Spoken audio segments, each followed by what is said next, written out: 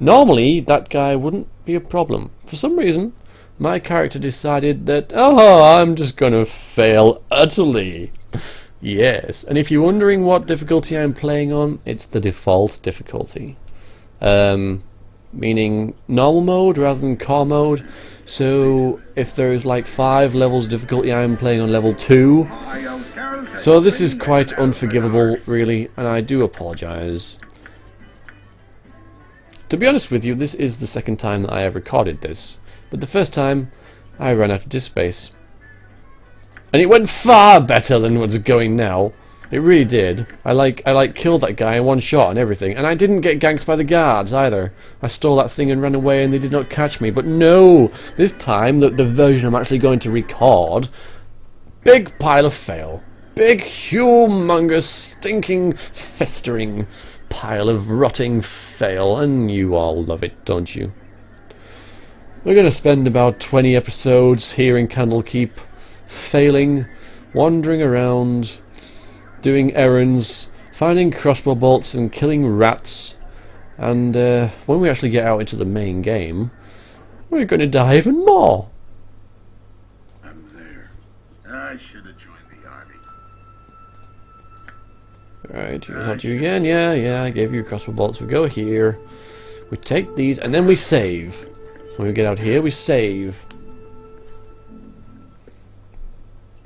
Not good at all, this. I don't actually think, honestly, the number of times I've played this, I don't think that guy has ever killed me before. Like, ever. I think it's the first time in the history of the world he's actually killed anyone, and I got it on tape. Whoop-de-doo for me. Now do better this time.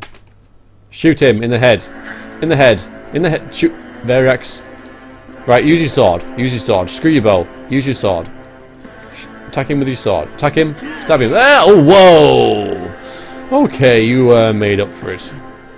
Someone wishes me dead. Karayan was right to think we are no longer safe here, though I have no idea why someone would want to cause me harm. The intent of my life may have been laughable. Yeah, right. Yeah. Forgetting something, are we, maybe? But I fear there will be more threats to come. And yeah, there's a thing over here, but I really don't think it's got anything in it. No, fine. Oh my god. This is going so horribly wrong. Why couldn't the other version have worked? I did well in that version. But no. Alright, he's going to offer to tell us about party combat, because we can have up to 5 companions which join us throughout our travels. We're not going to do that because, despite my failings, I know how the game works, and thus I am not going to do that. Goodbye. I mean, I might have got some experience for it, but screw it. It's not much at all. Now, if we go in here, this is like the hospital, the apothecaries, and this guy will give us a potion if we ask for one. These walls Are you sick? You look rather healthy to me. Really? I'm half dead. But you never can tell. Do you? I've just been stabbed by a knife. I don't look healthy at all. Yes, that would be nice of you. Take this potion. We gained an item. If we check our inventory, we see that we have this. The potion of healing. These are going to be the staple healing potions throughout the game. These will be lifesavers. And it restores 9 points to the user instantly. I'm going to take a chance. I'm going to put this in my quick slot so that I can access it quickly. I'm going to take a chance and not heal yet. Also, you can take one from here, but that counts as stealing, and we all know how that goes, don't we? So, no, I don't think so. I don't think that's worth the risk at all. Especially since we've got all that money, we can buy more healing potions as and when we need them. Now, this fellow is Hull. Hey kid, woke up this morning and left my sword at the barracks before going on duty. If you want to get it back from me, it's in the chest at the foot of my bed. Okay. Took you sweet time, didn't you? Well, no. Gorian's a fool for trying to bring you up right, and you can tell him I said so too. Well, that's true enough, I guess. If I didn't know better, I'd say this whole iron crisis is the result of twerps like you wandering off on people's swords. Here's 10 gold pieces. Now get out of here, I'm on duty. Yeah, there's an iron crisis going on. that becomes part of the main quest. But currently we're just hearing about there's an iron crag. There's no iron. There's no iron anywhere. The iron is running out for some reason. We also have this potion, which is an antidote potion, which works on poisons, but it's not for us. Before we use it though, we have another epic, massively epic, super epic, the Stuff of Legends type quest from this fellow, Revol. Thought I asked you to clean out those rats in this building yesterday, already. Hop to it, get in there. Okay, here we go. Now here we have, I'm going to pause the game, 4 rats, 2 useless, bloody, lazy, feline, well, felines, I'm going to say feline cats, but that's kind of obvious, isn't it?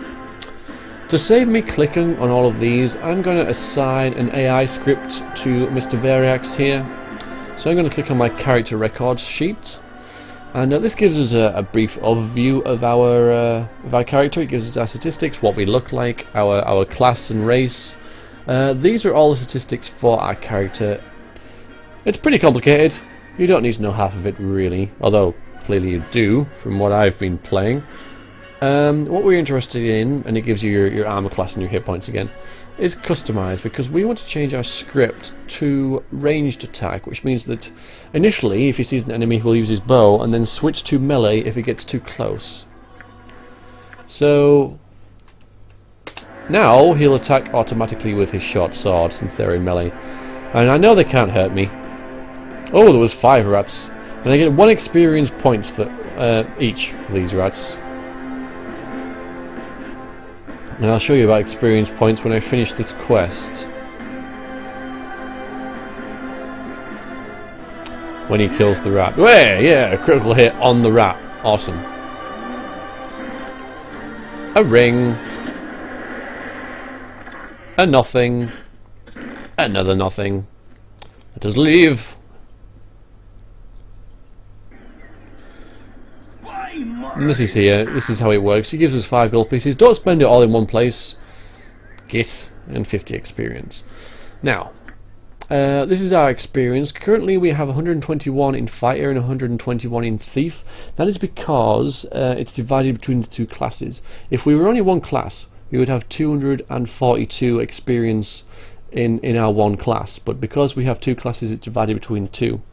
When we reach 1,250 experience points, we will advance a level in thief, which means I can increase my thieving skills. And once I get 2,000, I can level up as a fighter, which means my fighting skills will increase. Pretty simple. This guy here will teach us about fighting, but we already know that, or at least know how to fail at it. This is a temple, and at temples you can heal yourself, which we might do actually. I was wondering what you had to offer this Temple of Wisdom. So here we can enter donations, which will increase our reputation in the world. If your reputation is higher, then people like you more, and things cost less in stores and stuff. If you have a really low reputation, you might get attacked by the guards, and in the default game things cost a lot more from shopkeepers because they didn't like you. But I think I might have installed a mod that makes more sense, that shopkeepers give you things for less money if you're really evil, because they pretty much fear for their lives with you there. So they try and get rid of you and just and you know, give you a discount. So yes, please just take it, and give you it with quivering, you know, shivering hands. Anyway, so that's your enter donation thing, but we're not going to bother with that because there's other ways you can change your reputation mostly by doing quests. If you do a nice thing, then you know, you gain a reputation point for doing a nice thing. Or if you do it the evil way, then you will lose reputation, because word gets around about what the sort of person you like, and you're judged by your actions, which is how it should be. This is a bit where you can you can cast spells on you. These are priest spells, pretty much. I mean, these are priest spells, so clerics can cast these spells on you as well.